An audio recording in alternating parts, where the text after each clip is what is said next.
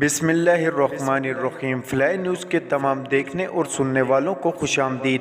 اگر آپ ہمارے چینل پر نئے ہیں تو سب سے پہلے چینل کو سبسکرائب کر دیں اور بیل آئیکن کو پریس کر دیں اور ہماری ویڈیو کو پورا دیکھیں تاکہ دنیا کی معلومات سے آپ باخبر رہ سکیں۔ آئے بڑھتے ہیں خبروں کی جانب۔ Pakistan democratic movement P D M اور جمعیت علماء اسلام کے سربراہ مولانا فضل الرحمان کا کہنا ہے کہ چیئرمین پاکستان تحریک انصاف عمران خان کی سیاست تضادات کا مجموعہ ہے۔ گجرانوالہ میں فلائی نیوز سے گفتگو کرتے ہوئے مولانا فضل الرحمان کا کہنا تھا کہ 9 مئی کے واقعے کی مدعی ریاست ہے، اگر شرپسندوں کے خلاف کارروائی نہیں ہوگی تو یہ مناسب نہیں ہوگا۔ ان کا کہنا تھا کہ ہم نے پہلے ہی کہہ دیا تھا کہ پی ٹی آئی چیئرمین کا ایجنڈا ملک کو تباہ کرنا ہے۔ اس شخص نے پہلے امریکہ پر الزام لگایا، اب اس کے منتیں اور تلے کر رہا ہے۔ فضل الرحمان کا کہنا تھا کہ ہم اداروں کا احترام کرنے پر یقین رکھتے ہیں، ہم کبھی اداروں کے خلاف نہیں رہے، ہم اداروں کو مضبوط دیکھنا چاہتے ہیں۔ وزیر دفاع خواجہ آصف نے کہا کہ آئندہ مالی سال کے لیے دفاعی بجٹ کو ابھی تک حتمی شکل نہیں دی گئی۔ پارلیمنٹ میں میڈیا سے گفتگو کرتے ہوئے خواجہ آصف کا کہنا تھا کہ آئندہ مالی سال کے بجٹ میں عوام کو ٹارگٹ سبسڈی دینے کی کوشش کر رہے ہیں۔ انہوں نے کہا کہ دفاعی بجٹ کو ابھی تک حتمی شکل نہیں دی گئی، اس حوالے سے مشاورت جاری ہے، بجٹ پر تمام شعبوں میں بجٹ پالیسی اپنائی جائے گی۔ وزیر خارجہ بلاول بھٹو زرداری نے بغداد میں عراقی صدر اور وزیر اعظم سے ملاقاتیں کی۔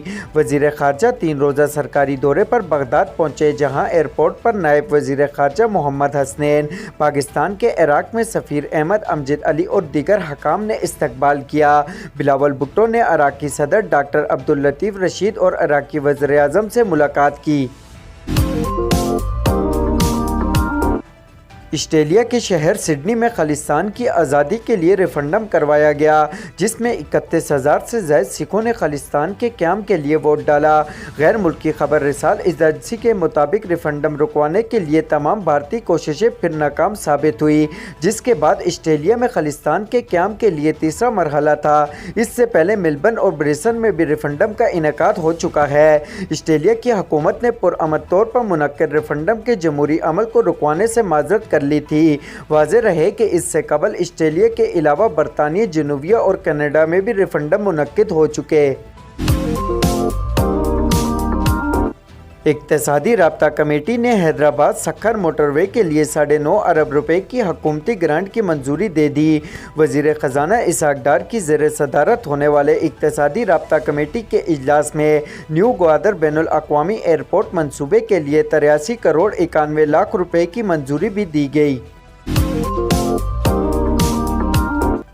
ایران اور سعودی عرب کے تعلقات میں مزید پیش رفت ہوئی اور ایران نے سعودی عرب کے دارالحکومت ریاض میں کل سفارتخانہ کھولنے کی تصدیق کر دی۔ ایرانی وزارت خارجہ کے ترجمان ناصر کیانی کے مطابق 7 سال بعد ایران اور سعودی سفارتی تعلقات بحال ہونے جا رہے ہیں۔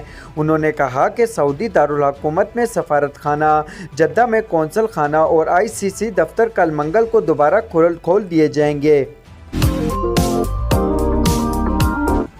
انسداد دہشت گردی عدالت نے پی ٹی آئی رہنما میاں محمود الرشید کو جوڈیشنل ریمانڈ پر جیل بھیج دیا۔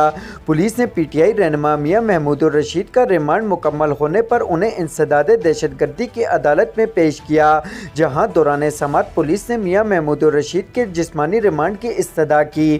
پولیس کے تفتیشی افسر نے عدالت میں کہا کہ میاں محمود الرشید سے تھانہ نصیر آباد کے مقدمے میں تفتیش کرنی ہے، ان پر کلمہ چوک میں کنٹینر جلانے کا الزام ہے۔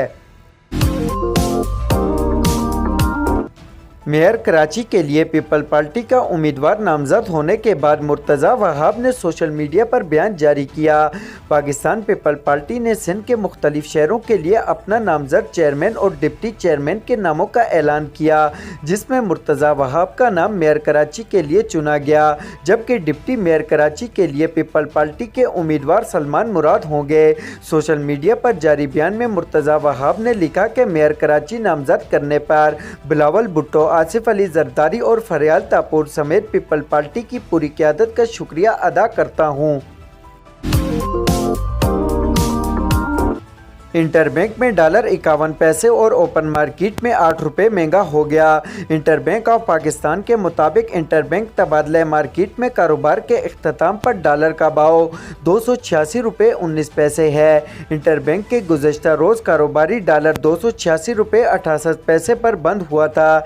इधर ओपन मार्केट में डॉलर 8 रुपये महंगा हुआ। ओपन मार्केट में डॉलर का भाव 308 रुपये है। सोने की फ़ी तोला कीमत में आज भी 1000 रुपये की कमी वाक़ हुई। आल पाकिस्तान ज्वेलर्स एसोसिएशन के मुताबिक सोने की फ़ी तोला कीमत 1000 रुपये कमी के बाद 2,30,400 रुपये हो गई।